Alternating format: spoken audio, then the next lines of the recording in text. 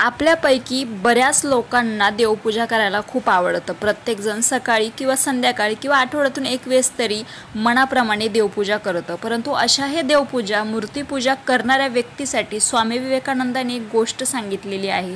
त्यातून तुम्हाला नक्की समजेल की हे कितपत योग्य आहे किंवा यात कोणतं समर्पण हवं। तर स्वामी विवेकानंद भ्रमंती करत असेच एकदा उत्तरेकडील अलवार संस्थानात गेले। त्यांचे प्रवचन ऐकायला गेलेल्या त्या संस्थानाच्या दिवाणाने प्रभावित होऊन त्यांना राजवाड्यावर नेले आणि त्यांची राजा मंगलसिंह यांची भेट घडवून आणली। राजाचे आयुष्य चैनीत चालले होते, शिवाय त्याच्या मनात राजेपणाचा अहंकारही होता।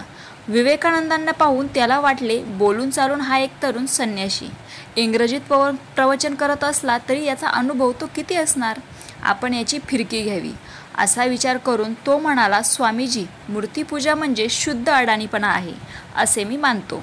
एखाद्या मूर्तीला हळद कुंकू आणि फुले वाहताना तसेच तिच्यापुढे हात जोडताना लोकांना पाहिले की मला त्यांची कीव येते। या बाबतीत तुमचे काय मत आहे? राजाच्या ह्या प्रश्नाला सरळ उत्तर न देता स्वामी दिवाणजींना म्हणाले, दिवाणजी, या भिंतीवर टांगलेल्या फोटोवर थुंकून येता का?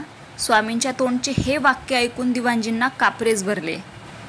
रागाने लालबुंद झालेल्या राजाच्या चेहऱ्याकडे एकवार चोरट्या नजरेने बघून दिवाणजी म्हणाले, स्वामी काय बोलता हे? ते महाराजांचे दिवंगत वडील आहेत।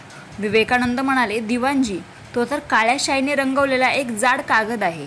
एवढे बोलून ते राजाला उद्देशून म्हणाले, राजेसाहेब, त्या चित्रात अस्थि, मांस आणि जीव असलेले आपले वडील नाहीत, म्हणून त्याला केवळ काळ्या रंगाने रंगवलेला जाड कागद असे म्हणणे जेवढे अविचाराचे आहे तेवढेच मूर्तीत प्रत्यक्ष देव नसताना तिला देव मानून तिची पूजा करणाऱ्यांची कीव करणे अविचाराचे आहे।